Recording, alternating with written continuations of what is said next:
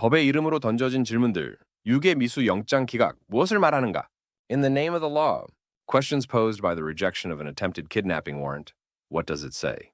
어느 한적한 오후 평화로워 보이는 초등학교 주변에서 충격적인 사건이 발생했습니다. One quiet afternoon, a shocking incident occurred near a seemingly peaceful elementary school.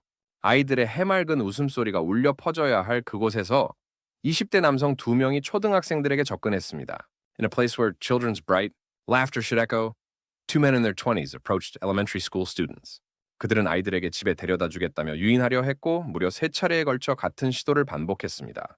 They tried to lure the children, saying, "We'll take you home," repeating the same attempt 3 times. 이것은 명백히 유괴 미수 혐의에 해당하는 행동이었고 경찰은 즉각 수사에 착수하여 이 남성들을 체포했습니다. This was clearly an act constituting attempted kidnapping, and the police immediately launched an investigation and arrested these men. 그리고 이어진 영장 심사에서 우리는 또 한 번 법의 잣대 앞에 서게 됩니다. And in the ensuing warrant review, we once again stand before the measure of the law. 서울 서부지방법원의 김영석 영장 전담 부장판사는 이 2명의 남성에 대한 구속영장을 기각했습니다. Judge Kim Hyung-seok, who is in charge of warrants at the Seoul Western District Court, rejected the arrest warrant for these 2 men. 기각 사유는 다음과 같았습니다. 혐의 사실과 고의 등의 다툼의 여지가 있어 방어권을 보장할 필요성이 있고 증거인멸이나 도망의 염려가 있다고 보기 어렵다는 것이었습니다. The reason for the rejection was there is room for dispute regarding the facts of the charges and intent. So there is a need to guarantee the right to defense, and it is difficult to see a risk of destruction of evidence or flight. 또한 피의자들의 주거가 일정하고 대부분의 증거가 수집되었다는 점도 고려되었다고 합니다. It was also stated that the suspects' residences were fixed, and most of the evidence had been collected. 과연 이것이 충분한 이유일까요? Is this truly a sufficient reason? 충격과 우려를 표하는 목소리가 높습니다. Voices of shock and concern are high. 특히 미성년자 유괴 관련 범죄의 양형 기준이 지나치게 낮다는 지적이 다시금 수면 위로 떠오르고 있습니다. In particular, the criticism that the sentencing standards for crimes related to the kidnapping of minors are excessively low has once again risen to the surface. 성범죄 등의 목적이 있더라도 징역 3년 권고에 그치는 경우가 많고 아동이나 청소년을 대상으로 한 범죄에 대해서는 더욱 엄격한 태도를 취해야 한다는 의견이 강하게 제기되고 있습니다. Even if there is a purpose such as sexual assault, it often only results in a recommended sentence of 3 years in prison, and there is a strong opinion that a stricter attitude should be taken towards crimes targeting children and adolescents. 경찰은 현재 휴대전화 포렌식 등을 통해 보강 수사를 진행 중이며 영장 재신청 여부를 검토하고 있습니다. The police are currently conducting supplementary investigations, including mobile phone forensics, and are considering whether to reapply for a warrant. 초기에는 CCTV 분석 결과 유괴 시도로 볼 만한 정황이 뚜렷하게 발견되지 않았다는 보도도 있었지만 3차례에 걸친 유인 시도는 과연 단순한 장난으로 치부될 수 있는 것일까요? Initially, there were reports that CCTV analysis did not clearly show circumstances that could be considered attempted kidnapping.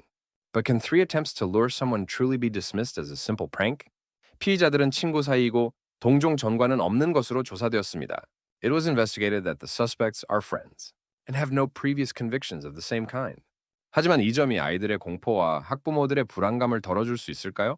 But can this fact alleviate the children's fear and the parents' anxiety?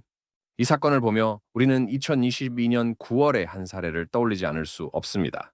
Looking at this case, we cannot help but recall a similar case from September 2022, 흉기로 위협해 여학생을 강제로 끌고 가려던 40대 남성에 대해 재범의 우려가 적다며 구속영장이 기각된 충격적인 사례가 있었습니다.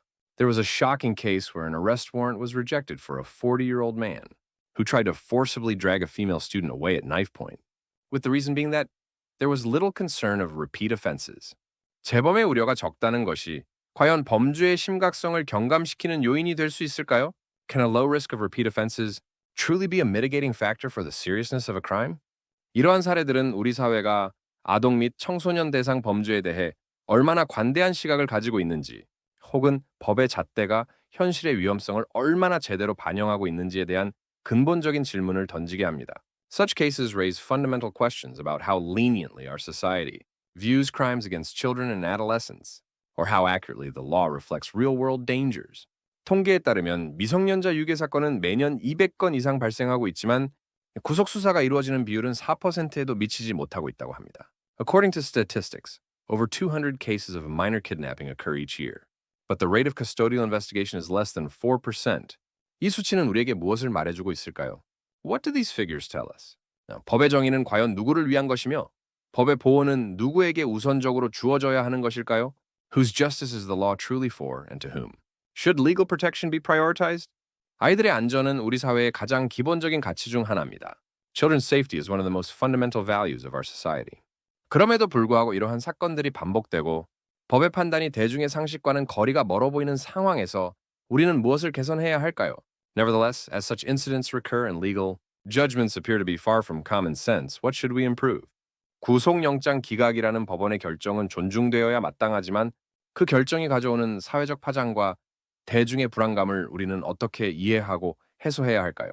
While the court's decision to reject the arrest warrant should certainly be respected, how should we understand and alleviate the social repercussions and public anxiety that this decision brings? 솜방망이 처벌이라는 비판이 나오는 현실 속에서 우리는 진정으로 아이들을 지키기 위해 어떤 제도적, 사회적 변화를 이끌어내야 할까요? In a reality where criticism of lenient penalties arises, what institutional and social changes must we truly bring about to protect our children? 이 질문들에 대한 답을 찾아가는 과정이야말로 우리 사회가 더욱 안전하고 정의로운 곳으로 나아가는 첫걸음이 될 것입니다. The process of finding answers to these questions will be the first step towards a safer and more just society.